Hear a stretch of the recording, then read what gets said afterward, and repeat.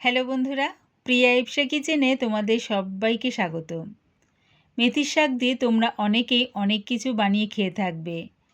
আজকে আমি তোমাদের সাথে ভিডিওর মাধ্যমে শেয়ার করলাম মেথি মটর মালাই। ঘরে থাকা কিছু উপকরণ দিয়ে দারুণ স্বাদের হয় এই মেথি মটর মালাই। আমার এই রেসিপিটা ভালো লাগলে প্লিজ আমার চ্যানেলটিকে লাইক ও সাবস্ক্রাইব করে দিও। তবে দেখে নাও আমি এটা কেমনভাবে তৈরি করি। গ্যাসটাকে হাই ফ্লেমে রেখে একটা কড়া বসিয়ে দিয়েছি। তার মধ্যে দিয়ে দিলাম 4 চামচ ঘি। তোমরা চাইলে ঘিয়ের পরিবর্তে এখানে রিফাইন তেল দিয়েও করতে পারো। ঘিটা হালকা গরম হয়ে গেলে ফোড়নের জন্য দিলাম 2 শুকনো লঙ্কা, 2 টুকরো দারচিনি, 4টে ছোটো এলাচ আর হাফ চামচ সাদা গোটা জিরে।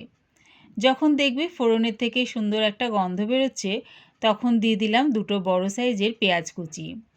পেঁয়াজটা ঘিয়ের সাথে নাড়িয়ে চাড়িয়ে লাল করে ভেজে নেব। পেঁয়াজটা হালকা লাল করে ভাজা হয়ে গেছে। এবারে দিয়ে দিলাম এর মধ্যে 1 চামচ আদা রসুন পেস্ট আর 3টে কাঁচা লঙ্কা। 1 মিনিট ধরে এটা কষিয়ে নিলাম। আদা রসুনের যে কাঁচা গন্ধটা রয়েছে সেটা চলে গেলে এর মধ্যে দিয়ে দিলাম হাফ চামচ হলুদ গুঁড়ো, হাফ চামচ লঙ্কার গুঁড়ো। ঝালটা নিজেদের স্বাদ অনুযায়ী ব্যবহার করো। আমি কাঁচা লঙ্কাও কিন্তু এতে 3টে কুচিয়ে দিয়েছি। দিলাম হাফ চামচ জিরে গুঁড়ো, 1 চামচ ধনের গুঁড়ো আর কালারের জন্য দিলাম 1 চামচ কাশ্মীরি লঙ্কার গুঁড়ো। সামান্য একটু জল দিয়ে মশলাটাকে ভালো করে কষিয়ে নেব। গুঁড়ো মশলাগুলো দিয়ে সব কিছুর সাথে মিশিয়ে 5 মিনিট ধরে কষিয়ে নিলাম। দেখো তেলটাও ছেড়ে দিয়েছে। এবারে দিয়ে দিলাম 2 বড় সাইজের টমেটো পেস্ট আর দিলাম স্বাদ অনুযায়ী নুন। সব কিছু ভালো করে মিশিয়ে নিলাম। টমেটো পেস্টটা দিয়ে মশলার সাথে মিশিয়ে নিয়ে এবারে দিয়ে দিলাম এর মধ্যে 1 বাটি মটরশুঁটি। মটরশুঁটিটা দিয়ে সব কিছুর সাথে মিশিয়ে নিয়ে গ্যাসটাকে মিডিয়াম টু লোতে করে চাপা দিয়ে এটা হতে দিলাম। তবে মাঝের মধ্যে চাপাটা খুলে একটু নাড়িয়ে চাড়িয়ে নেব, তা না হলে কী হবে নিচে লেগে যেতে পারে। তাই দেখো চাপাটা খুলে একটু নাড়িয়ে চাড়িয়ে নিচ্ছি। আবার চাপা দিয়ে এটা হতে দেব, তাহলে কিন্তু মটরশুঁটিটা বেশ নরম হয়ে যাবে। কিছুক্ষণ পর চাপাটা খুলে দেখে নিচ্ছি। দেখো মশলাটা কিন্তু খুব সুন্দরভাবে কষানো হয়ে গেছে। তবে কিন্তু মাঝের মধ্যে চাপাটা খুলে একটু নাড়িয়ে চাড়িয়ে নিয়েছি। আর দেখো মশলা থেকে তেলটাও ছেড়ে দিয়েছে। এবারে দিয়ে দিলাম আমি মেথির শাক। মেথির শাকের আমি শুধু পাতাগুলো নিয়েছি। ভালো করে ধুয়ে কুচিয়ে নিয়ে সেটা গ্রেভির মধ্যে দিয়ে দিলাম।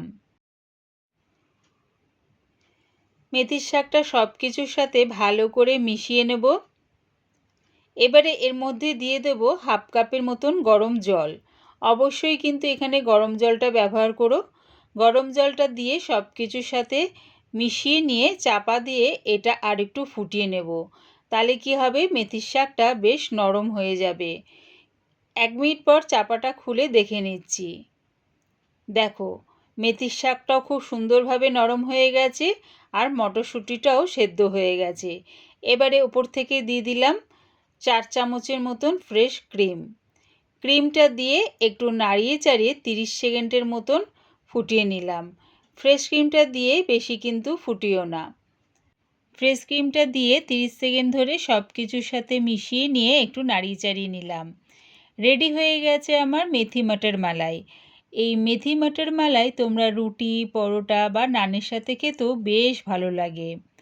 আমার এই মেথি মটর মালাই রেসিপিটা পুরো দেখার জন্যে প্রিয়া ইপসা কিচেনের থেকে তোমাদের সবাইকে অনেক ভালোবাসা রইল। রেসিপিটা ভালো লাগলে প্লিজ আমার চ্যানেলটিকে সাবস্ক্রাইব করে দিও।